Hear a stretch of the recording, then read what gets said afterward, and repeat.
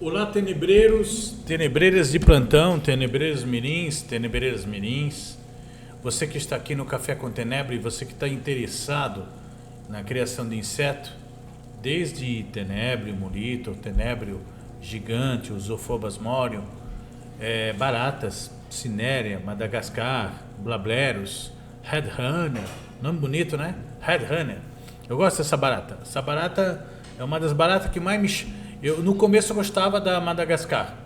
Aí depois eu apreciei muito a headhunter e acho muito bonita ela. E é uma barata totalmente diferente das outras. Eu, sinceramente, além de ser bonita, a cor dela chama atenção pela produção dela. É muito legal. Bem, pessoal, devo ou não devo dar água aos tenébrios? Devo ou não devo dar água aos meus insetos? Primeiro a gente vai mostrar aqui para vocês, falar aqui da importância da água na reprodução dos insetos e das aves. Primeiro, a importância invisível da chuva. A chuva, gente, ela, quando se fala, vamos dizer aqui, da falta de pássaros na floresta ou nas matas, quando se fala aqui do comércio clandestino, destruição direta de habitats, embora esses fatores são muito importantes, que acabam realmente com a vida selvagem, a disponibilidade de água em ambiente é muito importante. É muito importante. Só para vocês terem ideia, teve um sítio que tinha uma lagoa já meio abandonada e lá tinha vários tipos de coleiros, tico-ticos, saíras e pica-paus, vários tipos de pássaros, trinca-ferro, tá, que chamava a atenção. E alguns outros que eu nem lembro o nome, desde tipos de rolinhas e rolas, e é interessante falar sobre isso. Então, quando tinha essa água e tinha muitas plantas aquáticas, se criava muitos insetos ali, muito inseto. Mesmo em período que não havia chuva, essa lagoa, ela transformava aquele local num local top, porque tinha uma diversidade. Tinha insetos, tinha água, tinha os pássaros faziam cocô, tinha as fezes ali, tinha mosca, tinha larva. Então, querendo ou não, a natureza estava trabalhando ali. E certa vez, o que aconteceu? Desativar essa lagoa. E com o tempo, essa pessoa que estava nesse sítio, depois de ter desativado essa lagoa para fazer uma outra atividade, ele observou que em épocas de seca realmente tinha sumido os pássaros. Sumiu completamente. Não tinha um para dizer assim, tá cantando. E um visitante desse sítio veio a chegar a falar com ele: cadê sua lagoa, tá? E nessa conversa, olha, provavelmente esses pássaros, essas aves que não estão mais aparecendo aqui, tá havendo o quê? Falta de água, seca, estão procurando outro lugar, sumiram. E ele ficou com isso na cabeça. O que ele fez? Nessa experiência simples, ele fez o quê? Depois de alguns anos, tá? Ele pegou essa piscina antiga, que estava lá desativada, tinha feito uma outra coisa, colocou então água de novo. Colocou também plantas aquáticas. E o que aconteceu?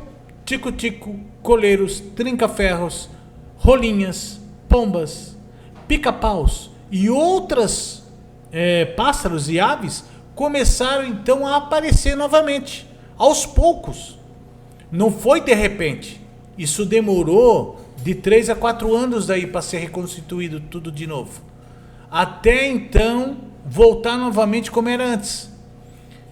E ele percebeu com isso aí, esse cidadão, ele percebeu que aquela fauna tinha voltado de novo. Então, o que a gente precisa saber?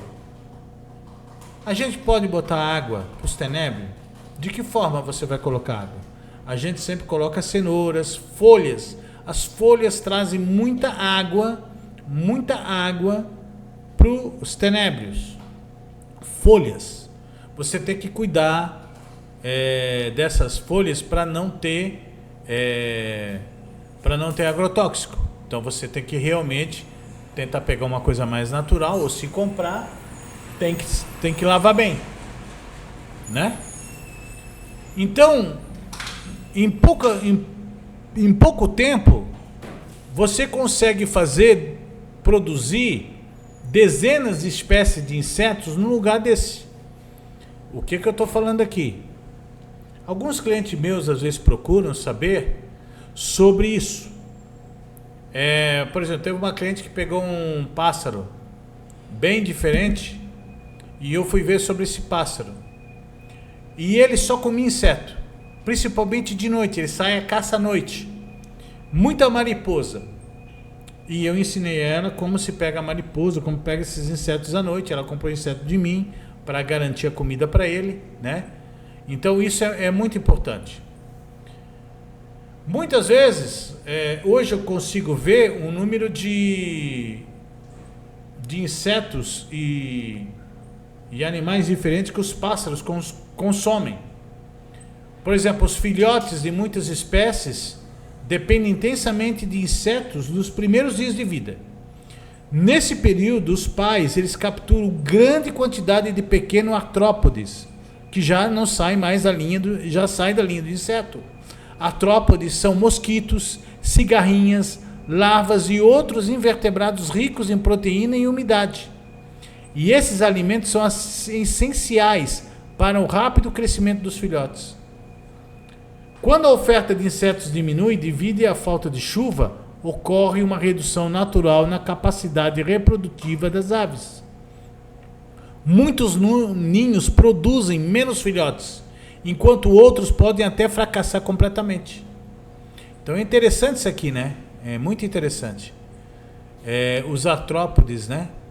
Que a gente pode criar também, é muito interessante. Tem muitos anfíbios que se alimentam só de artrópodes. De mosquitinhos pequenininhos, cigarrinhas.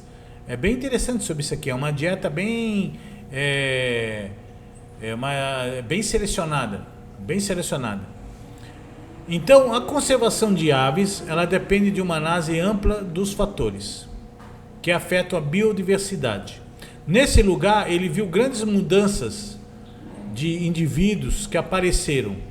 O cenário mudou bastante, a biodiversidade mudou bastante.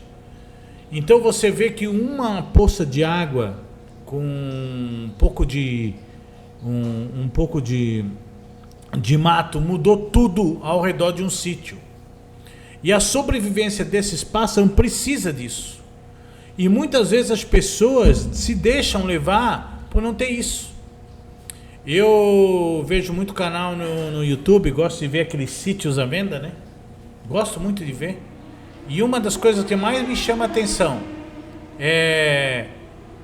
eu não gosto de ver um sítio onde tem uma casa, ao redor tá cheio de cerca. Porque eu mexo com gado. O cara não tem uma árvore, um pé de laranja, o cara não tem um pé de ameixa, não tem um pé de limão, não tem uma flor plantada. Aí tu vê que aquele sítio ali só era mesmo feito para criação de gado. Cara, não tem graça nenhuma de morar num lugar desse. E às vezes você encontra um local pequeno de 1.000 metros quadrados, que está ótimo, tá? Você já tinha um sustento bom dali. Esse dia mesmo eu vi um sítio que, eu até disse para minha mulher, olha que horta organizada. Uma horta organizada chama tanto pássaro, pé de frutas, chama tanto pássaro. Eu morei no sítio, eu tive um sítio, tinha um pé de caqui que dava mais de 1 tonelada, esse pé de caqui. De caqui por ano. Ele dava mais de 1 tonelada. Tinha pé de pêssego, pé daquelas ameixa vermelha. E, cara, era demais falar para vocês o que tinha. A gente via linhas de no matinho, naquelas espiguinhas, aquele mato espiguinha que a gente chama aqui, a gente contava 60 coleiros macho. Cada espiguinha tinha 3 coleiros. Uma vez nós contamos 60, só macho, fora as fêmeas que estavam ali no meio. Então era muito, trinca-ferros, era muito passarinho mesmo. E cuidar disso é uma alegria muito grande. Então você tem que sim dar folhas para os seus insetos se produzir. Eu acho que uma das grandes problemas hoje do criador de tenébrio é não dar essas folhas para o tenébrio, que é onde ele começa a se segurar para a produção. Entenderam? Um abraço aí para vocês.